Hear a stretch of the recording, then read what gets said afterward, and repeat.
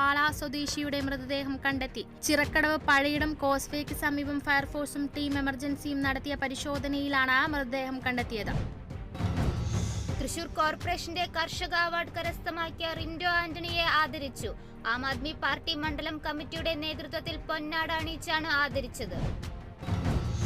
Thiruvananthapuram Nedumangad auto ഡ്രൈവറെ മർദ്ദിച്ച കേസിൽ പ്രതികൾ പിടിയിൽ. അജിത്ത്, നൌഫൽ, സച്ചിൻ എന്നിവരാണ് പിടിയിലായത്. അഴീക്കോട് സ്വദേശി മുനീറിനാണ് മർദ്ദനമേറ്റത്. മർദ്ദനത്തിന് പിന്നിൽ മുൻ വൈരാഗ്യമെന്ന് പോലീസ്.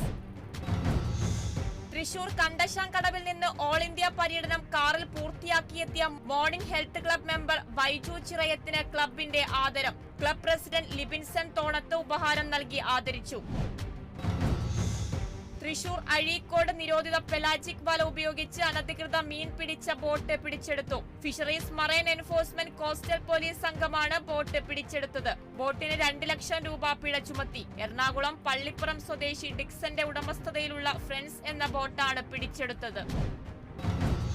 മലപ്പുറം മാറാക്കരയിൽ red star pain and palliative home കെയറിന്റെ നേതൃത്വത്തിൽ ബിരിയാണി ചലഞ്ച് സംഘടിപ്പിക്കാനൊരുങ്ങി ഭാരവാഹികൾ. രണ്ടാമതൊരു ഹോം കെയർ യൂണിറ്റ് ആരംഭിക്കുന്നതിനും പകൽ വീട് പദ്ധതിക്ക് തുടക്കം കുറിക്കുന്നതിനുമായാണ് ബിരിയാണി ചലഞ്ച്.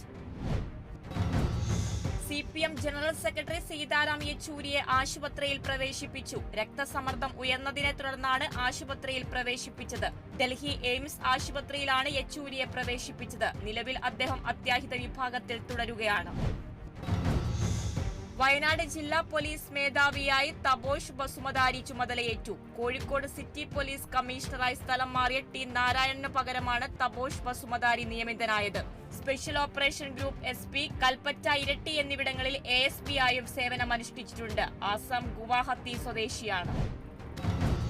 കോട്ടയം ചങ്ങനാശ്ശേരി അതിരൂപത ചാസ് ഫാത്തിമാപുരം സോഷ്യൽ സർവീസ് ട്രസ്റ്റിന്റെ വാർഷികവും പൊതുസമ്മേളനവും പള്ളി ഓഡിറ്റോറിയത്തിൽ നടന്നു. അഡ്വക്കേറ്റ് ജോബ് മൈക്കിൾ MLA പരിപാടി ഉദ്ഘാടനം ചെയ്തു. ഫാത്തിമാപുരം പള്ളി വികാരി reverend doctor Xavier J. Puthenkalam അധ്യക്ഷത വഹിച്ചു.